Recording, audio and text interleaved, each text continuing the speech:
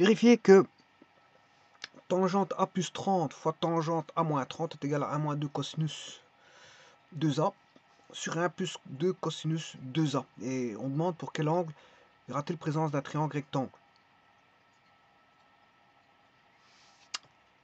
Alors, première chose que je fais, je mets un curseur d'angle.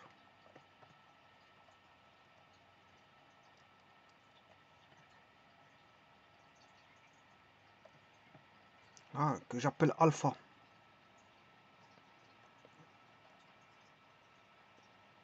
Ensuite, je crée la tangente d'alpha plus 30 et la tangente de alpha moins 30.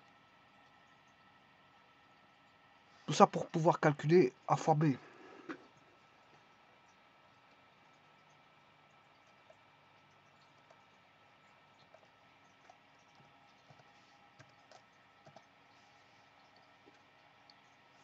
C'est juste pour calculer tangente A fois tangente B. C'est juste pour calculer la partie de gauche. Ensuite, je regarde l'égalité par rapport à la partie droite. Alors pour ça, je mets un point origine.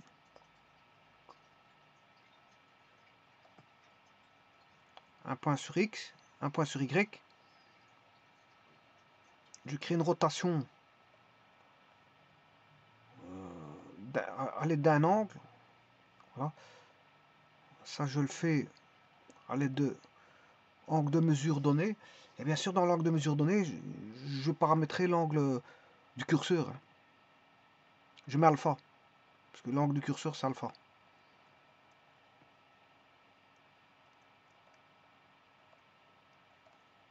L'angle du curseur, c'est alpha. Donc, quand je bouge alpha, si vous voulez, ça bouge. L'angle bouge. Alors, sachez qu'on a un cercle. Dans la trigonométrie du cercle, l'angle peut être positif ou négatif. Mais ici, comme j'ai mis un angle correspondant à la géométrie plane, en géométrie plane, l'angle il est positif. Donc celui-ci, même si je vais en négatif, il va rester positif.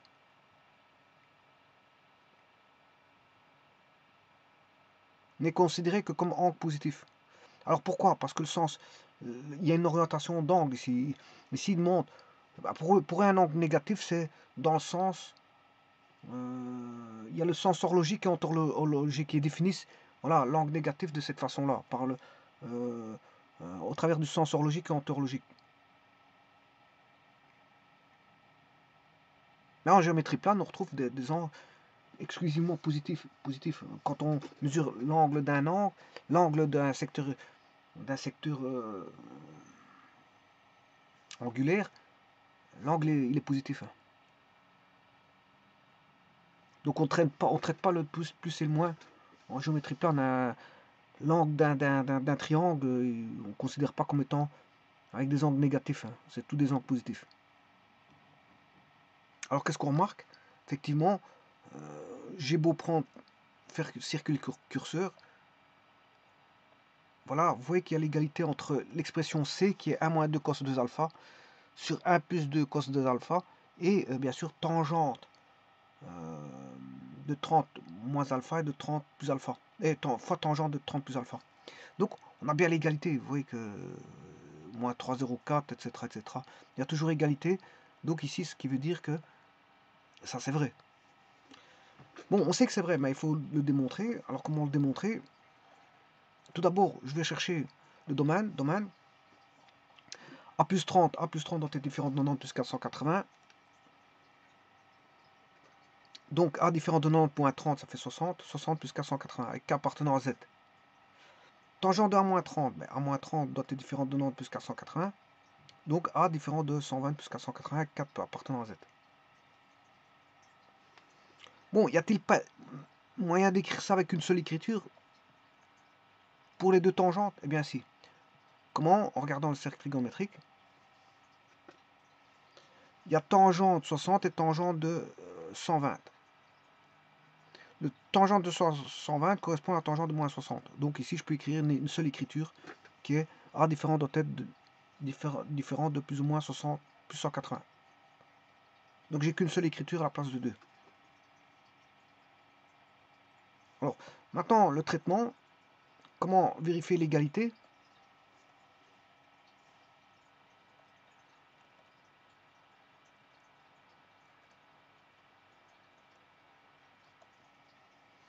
Bien, ici, je vais chercher la tangente, c'est sinus A plus 30 sur cosinus A plus 30. La tangente de A moins 30, c'est sinus A moins 30 sur cosinus de A moins 30.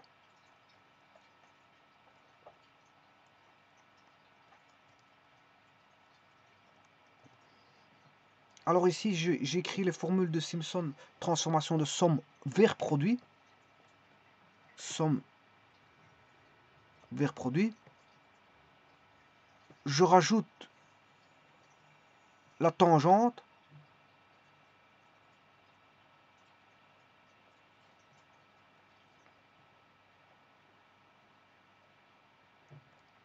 C'est la tangente. Donc la tangente, c'est et de la cotangente, c'est la transformation de somme ou différence. Voilà, vers ici un quotient, un quotient. Eh bien, vous aurez compris que c'est pas ça qu'il faut utiliser, parce qu'ici, on a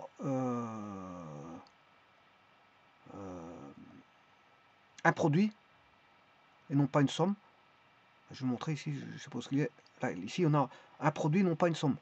Donc, je dois transformer en une somme. Alors, ça, il faut chercher toujours les formules de Simpson, mais transformation de produit en somme. Alors, il faut que je réécrive les formules de transformation de produit en somme. Alors, je vais appeler P plus Q. Pourquoi P plus Q? Parce que, tout simplement, dans l'énoncé, il y a A. Alors je ne tiens pas à faire de confusion avec de l'énoncé. Donc,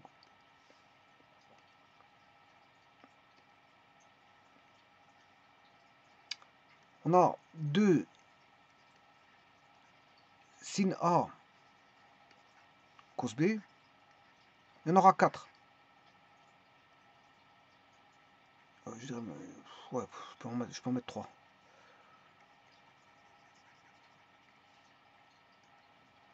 Alors, on aura sin cos, cos cos.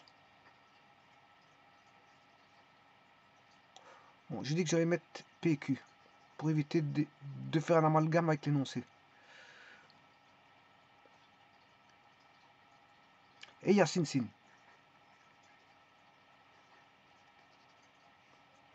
Alors, là, je vais mettre P, P, P, Q, Q.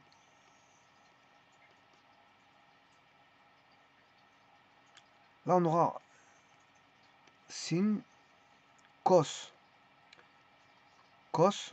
Et là, on aura une somme, une somme, une somme, sin, cos, cos. Attention qu'ici c'est un moins.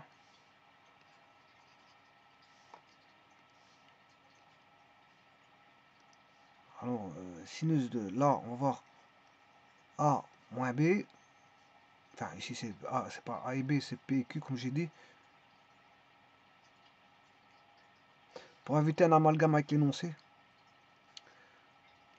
PQ, PQ.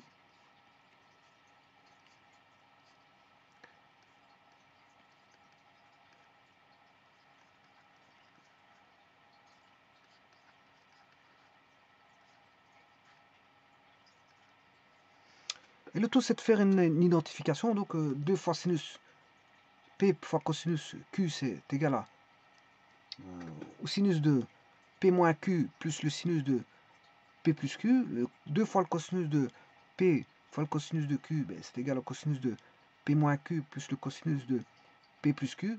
2 fois le sinus de P fois le sinus de Q, c'est égal à cosinus de P moins Q moins le cosinus de P plus Q. Alors, il suffit d'identifier par rapport à ça.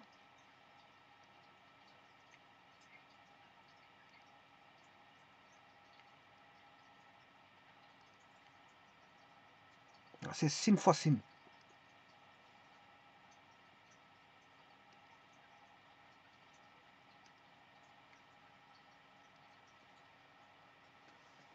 on retrouve le sin fois sin ici. Donc ce sera une différence de 2 cosinus.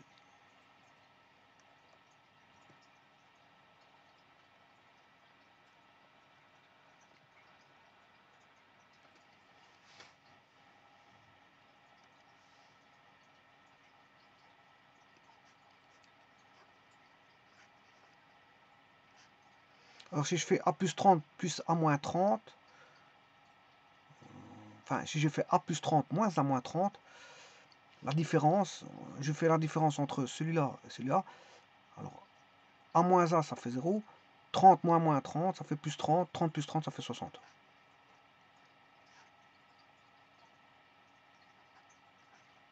Et là on va faire la somme, a plus 30 plus a moins 30, ça fait 2a, puisqu'on aura plus 30 moins 30 ça fait 0. Maintenant j'identifie le dénominateur, cos et cos.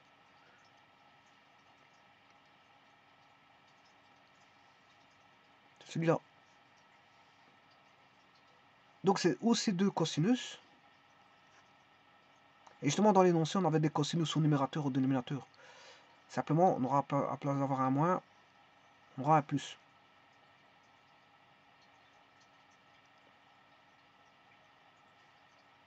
Si vous regardez l'énoncé, on avait des cosinus au numérateur et au dénominateur.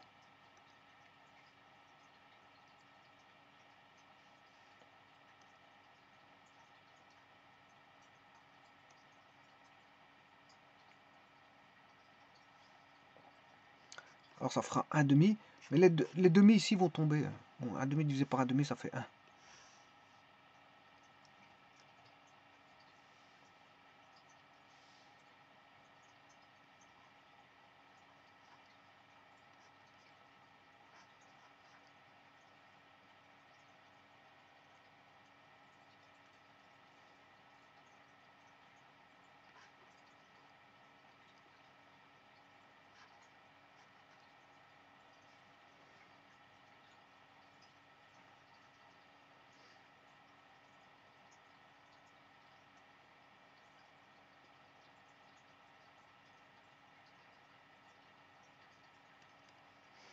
Alors, cosinus de 60, ça fait 1 demi, moins,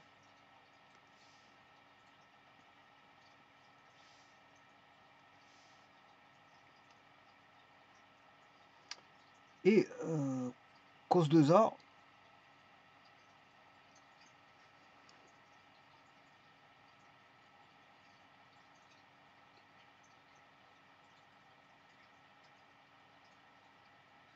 bon, je vais laisser ça dans un premier temps comme ça.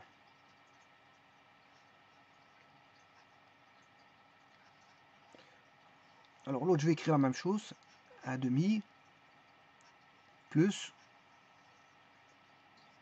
cos 2a. Alors maintenant, je vais mettre tout au même dénominateur, 1 moins cos 2a le tout sur 2, sur 1 plus cos 2a le tout sur 2.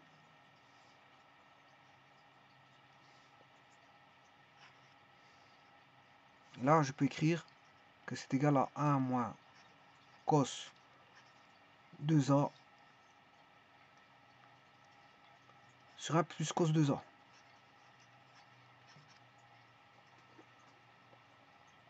Et donc c'est ce qu'il y avait à l'énoncé. Donc l'identification, elle est établie. 1 moins cos 2a. Ouais, attention qu'il manque un 2. Ouais, c'est normal, parce que moi. J'ai mal fait là. Si je veux mettre au même dénominateur, il manque un 2.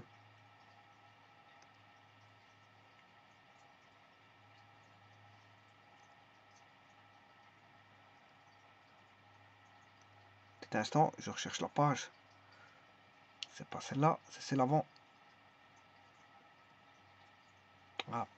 Alors ici, je peux pas faire ça parce que là, il est en demi. Si je veux mettre celui-ci en demi, je dois faire x2. Et l'autre, c'est pareil.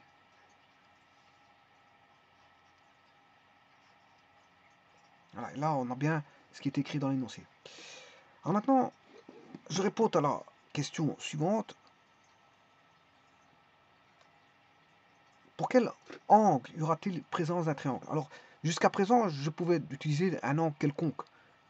Maintenant, les triangles, bon, les angles, la somme des angles dans un triangle fait 180, donc je ne peux plus descendre. D'ailleurs, l'orientation est même plus dans positif-négatif, comme dans le cercle trigonométrique. Voilà. En plus de ça, les angles sont limités de 0. En plus, on ne peut pas prendre le 0 parce qu'il faut qu'il existe au moins un angle. C'est 0 non inclus jusqu'à voilà, un angle de 180 non inclus parce qu'il faut que les autres existent.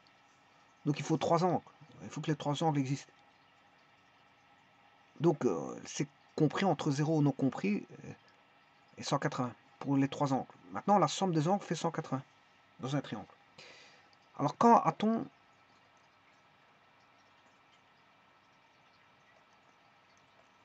un triangle rectangle? Eh bien, dans la condition suivante,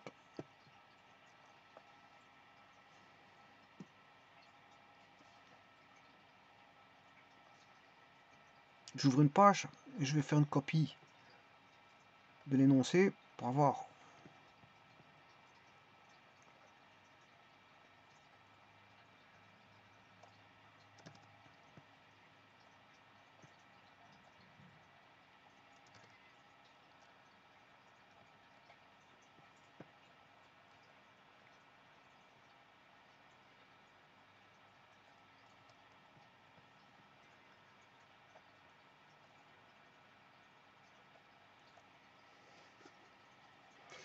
alors, quand est-ce qu'on a un triangle rectangle? Quand on a un produit de deux tangentes. Eh bien, on a un triangle rectangle quand on a tangente fois tangente alpha fois tangente bêta égale à 1.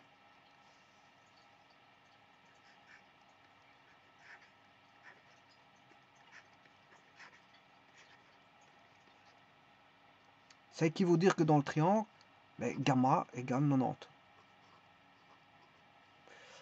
Eh bien, il suffit de faire ça ici. Alors, pour avoir 1, ceci doit avoir 1. C'est-à-dire que cos 2a doit être égal à 0. Ah, donc ça va tomber, il va rester 1. Et on aura bien l'expression tangente a plus 30 fois tangente a moins 30 égale 1. Là, on aura un triangle rectangle. Alors, le premier angle, il est là. Le second, il est là. Le troisième, il fait 90. Alors, quand est-ce que le cosinus 2a vaut 0? C'est pour 2a égale 90 degrés, c'est-à-dire a vaut 45 degrés. Voilà. Donc, a vaut 45. A doit valoir 45. La valeur de a doit valoir 45. Et si je fais 45 plus 30,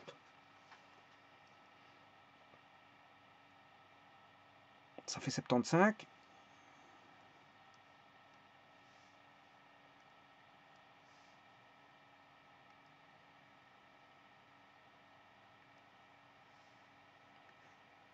Tangente 75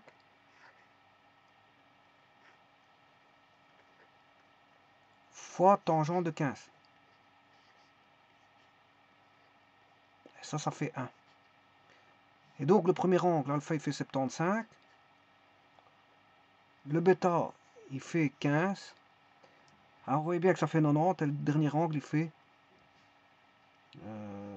gamma fera 90 degrés.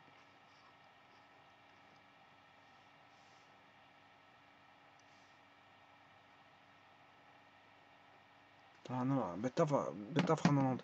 Donc on a un triangle qui fait 75, son complémentaire c'est 15, et bien sûr l'angle fera 90.